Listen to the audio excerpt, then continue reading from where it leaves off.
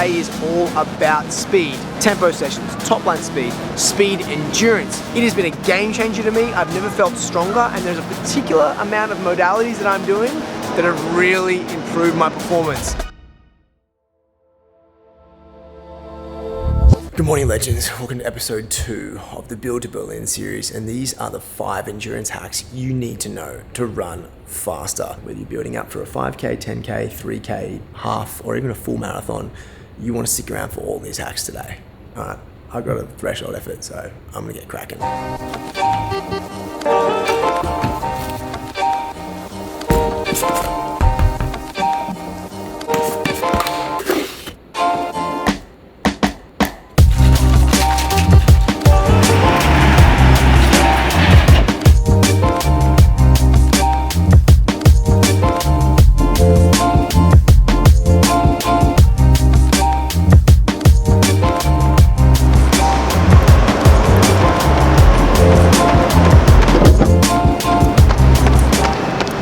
So today's workout, as a tempo session, we have a 3K warm-up, followed by a 2K threshold effort, a 90-second float, another 2K threshold effort, another 90-second float, and then 3Ks with a 90-second float in between times 2. So it's a really good threshold session. Interestingly, my coach Tom initially gave me 4 2K efforts, and I'm like, nah. Throw in 2 3K efforts too. My rope capacity, my heart rate, really good, but my speed endurance is poor. And so I know I can hit threshold efforts, but I need to be doing threshold efforts for longer. And so that's why I put this in. That's a big learning, and I'll explain that in a bit when I'm not running. Yeah.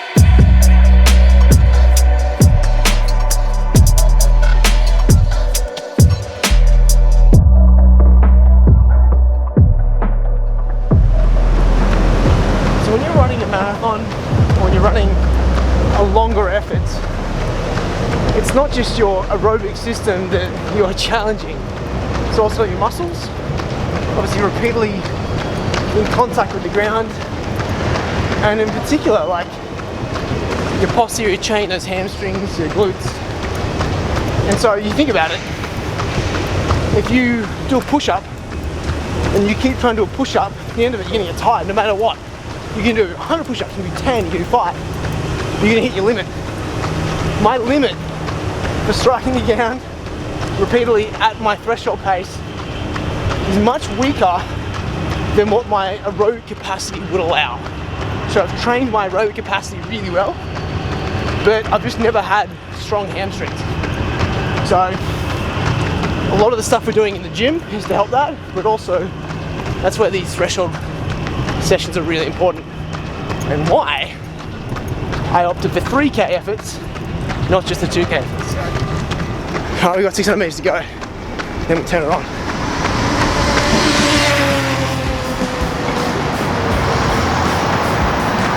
Alright, we got less than 100, starting to put on some rock. Yeah! Alright, 20 meters. Heart rate jumps a little bit, and then just sit in, get your rhythm. Let's go.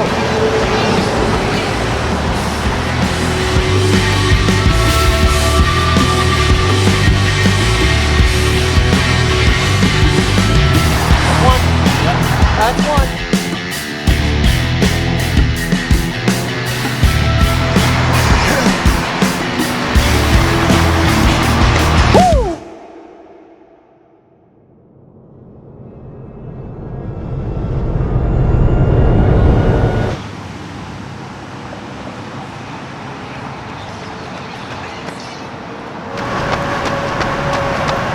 I'm going to turn right in this corner. Follow me.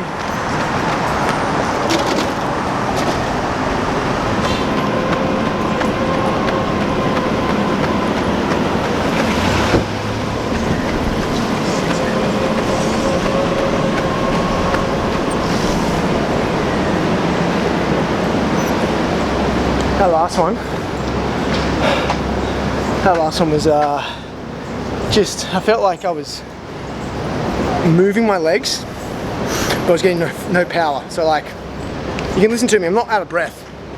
It's just my legs. Because like my heart is ticking over my legs, but because I'm not getting any like involuntary push off, I don't realize that I'm slowing down. And that's annoying. So that last rep we did in 11:52. So we were 2 seconds under, so we hit our targets. We hit all our targets today. But what's gonna be really interesting, and this is the big takeaway for you, so listen up. When you're assessing your runs, particularly your tempo or your faster efforts, I want you to look at your power output and also your cadence, so the amount of steps you're taking per minute. And the reason for this is this. As I go throughout my workout, my cadence remains relatively the same until my power output drops, so my cadence has to increase to compensate for my lack of power, which increases my output on my heart. So I guess the question you guys have to assess is your cadence low and your power output's high? Is your power output low like mine, your cadence is high? Whatever it is, by looking and assessing at your data, which has been really huge for me in this block, I've realized how much more emphasis I have to put on a particular parameter, in this case, power output. Can I get you to a lift with us at 3:30? Hey, what's up, baby? Very soon you'll see me in New York City standing right here. You think looks are important?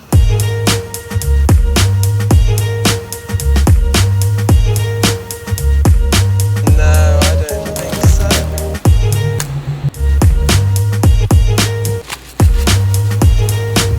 This is just my best. Is that not what you just want to start your day right there? I'm going to be covering nutrition in next week's episode 3, like specifically hacks that will really optimize your endurance performance through nutrition.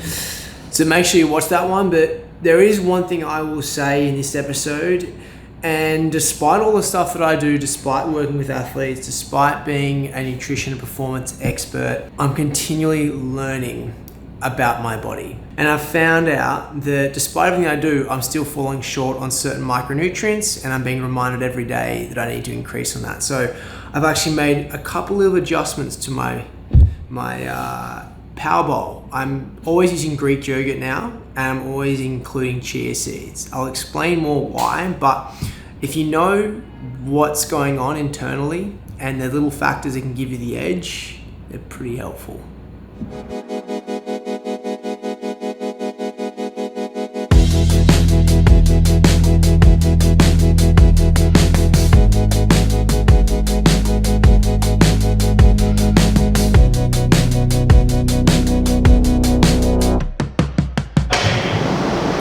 Whenever we do these top level strength movements, the warm-ups always around mobility, and then we move into what's called a primer, and that's some sort of neuro stimulant. So for example, in this case, jumping up on a box, really activating our central nervous system, obviously, which is extremely crucial whenever you're doing any form of movement, let alone strength and therefore power. You can also do high steps or things you see that I do down the track.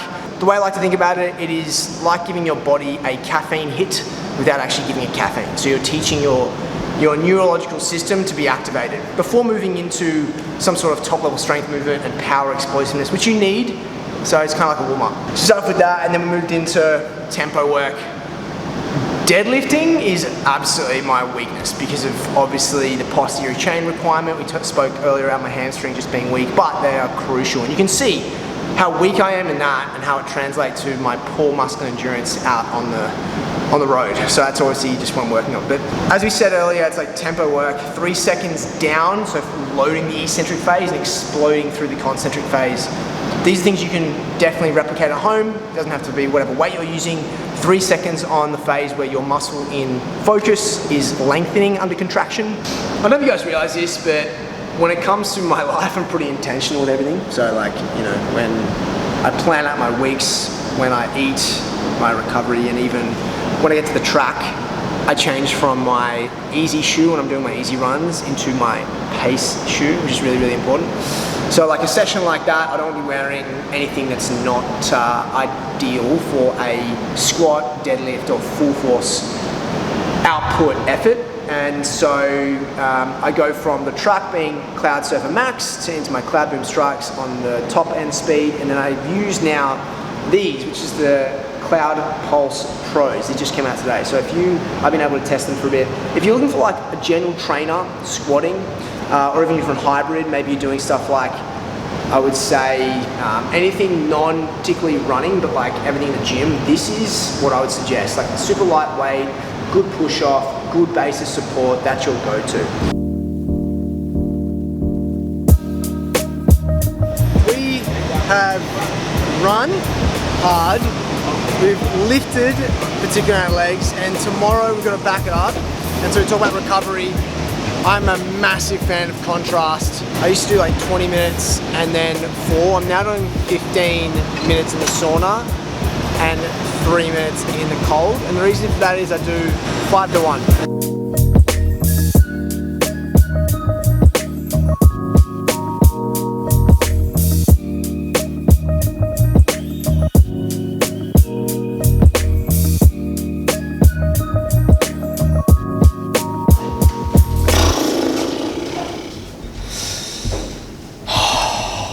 So when you finish, you should finish on cold and then allow your body to naturally heat up. And I agree with the science, but if you finish on cold and then all of a sudden you're just constantly shaking, it's really hard to concentrate. Also hold a conversation, but yeah, try and finish on cold. So we're back in here for our next contrast. The idea to flush, you know, because you don't have an internal pump, you don't have like an internal lymphatic drainage pump. So like you got your heart, which pumps blood around the body, but your toxins kind of require the contrast of your blood going from your core back to the extremities and back in again to pump the toxins out of the body. That's why we do this. It's also super trendy and very searchable on TikTok and Instagram.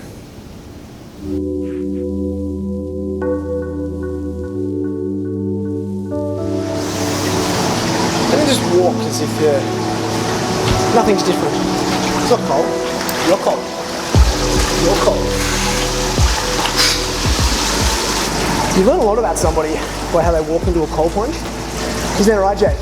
Oh, totally. Are you a shallow breather? I used to be. The more you do it, the more your body builds up to it.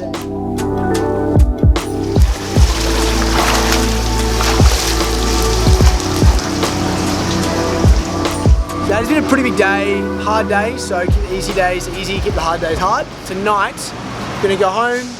I got a really cool meal on the menu. You guys may see every Sunday night I write my meals out based on like then putting together a full meal set up for me on something that I can't wait to show you, a really cool function. Can't wait to show you it, I'm really excited, oh my God. Anyway, what we are gonna do is we're gonna make sure, like we have been all month, we do not go in the red, and we've been doing nothing but a green streak right now. Look at this.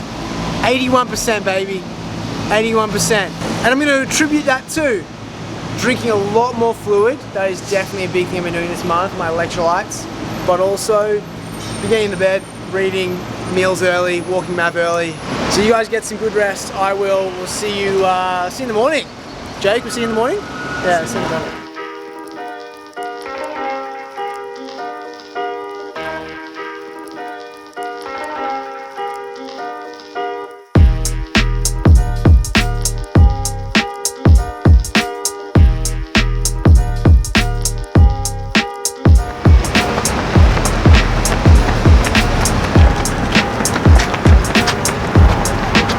Team, we have what I would like to call an intimidating session today. So when I see a session like this, I get like, oh, that's great. Then I have like the light bulb moment going, oh shit. Sometimes you have really easy sessions, or they're like kind of light work efforts, because your second session that's quality for that week is going to be intense, which you guys will learn about in the next video. Now, really important factor, this is a speed focused episode. So it's good that we're doing 200s. The whole point about this is 200 meters is obviously a lot shorter than a marathon. So when you're doing sub 3, it doesn't make sense from a distance perspective. But what it does do is teaches you how to have better foot strike, more explosive power, so that every single time you are striking the ground, you're getting the most out of your effort, and then you're teaching to do that over a distance.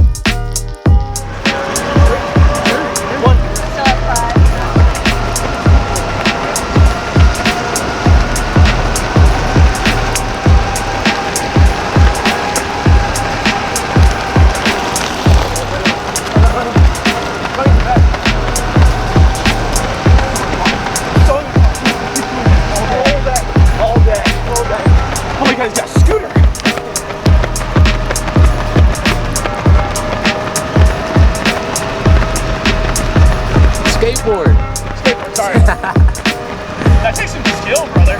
Thanks, man.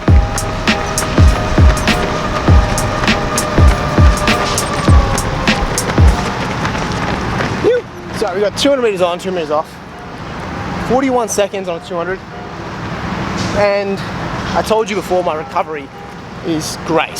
So in between these reps, I'll get my heart rate down to like a 125. Super easy, no problem. So it's kind of like, for these first reps, I'll probably have a bit more of a rest going into it. Then as time goes on, I'm gonna probably active jog, just so I'm just keeping my heart rate elevated a little bit. But biggest thing is, first couple, is really understand your foot strike, your foot pattern. I feel a bit uncode, to be honest, the first part of it, because you're moving at more of a higher speed than even your 400s. But you just get into your technique, it's the most important part. By reps 3 and 4, you should be really feeling good. Here we go. Last one.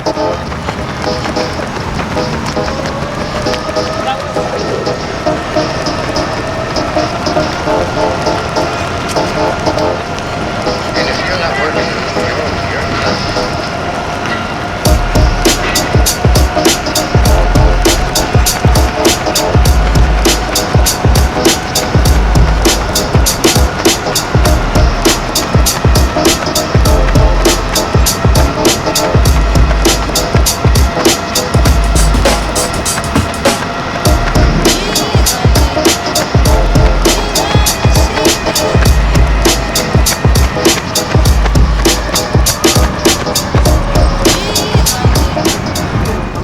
What's a Gen Alpha? I'm 20 years old, according to Whoop. On my Hinge profile, it says I might be 36 and my cardiovascular age is 26. Let's go. That's good. Yeah, you own that. Shane, everybody. What do you guys do?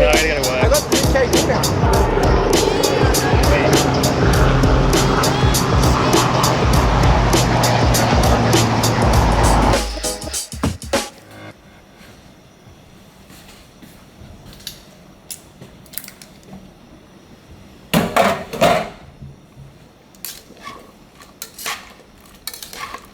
I've been making these videos for a while now, and I think in 50% of the what I eat in a day videos, or just my week in general videos, I reckon I've had spaghetti bolognese been cooking. I'm not unhappy about it. It makes me very happy to cook it, and we can argue for the cows come out, oh, look how hot it just got. Just got so steamy. We can argue whose nonna has the best, and if it's better than mine. We'll argue it, that's fine. I've got no problem arguing that. But the reality is, it makes me really happy. But this brings me to my final point, and the final hack for how to improve your speed during an endurance effort. And the reason behind this one is the most critical, and because of that is because it is around planning. Every Sunday night, I've been doing this for a while, I put out my morning session, my PM session, what I'm gonna eat that day, and a focus. And the focus can be simply a learning experience, something to do with work that I wanna work on, or it could be like a principle in training that I have to really focus my attention on. But in doing so, this does a couple of things. One, it means I'm not impulsive when it comes to putting out my action steps. I'm not rocking up to the gym deciding what to do. I'm not deciding what to eat when I'm hungry. And ultimately, it really helps periodize my week. If I know that I've got a hard day followed by a hard session, I don't then do a hard day the next day. It allows me to build in my recovery. It allows me to understand how I periodize the rest of my week to still get the best out of my threshold sessions. Same with my food. I don't want to be having the same thing back to back on protein or carbohydrates or even micronutrients. I want to be making sure I'm having variety. And ultimately, that all comes from planning ahead. It doesn't take long, it takes a little bit to do, but it has been the biggest hack, my friends. Honestly, I cannot put more emphasis on this being the biggest hack of them all. So, write out your plans, execute your plans, analyze them, and then repeat.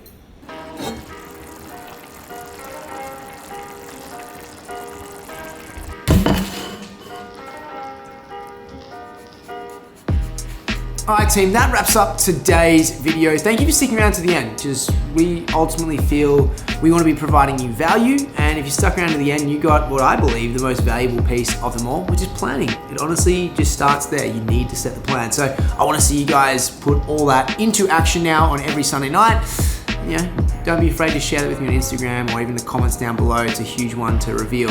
Now, next week, I have a tremendous announcement to make on the personal and professional front, all of which impacts you in a really cool way, so cannot wait to share more on that. And I'm gonna do 5 hacks that you need to know if you want to improve your endurance performance through nutrition. So this is a big one because it's my profession, it's what I do. So I'm excited to share that video with you guys. All that coming in next week's video. Ciao, we'll see you then. Bye.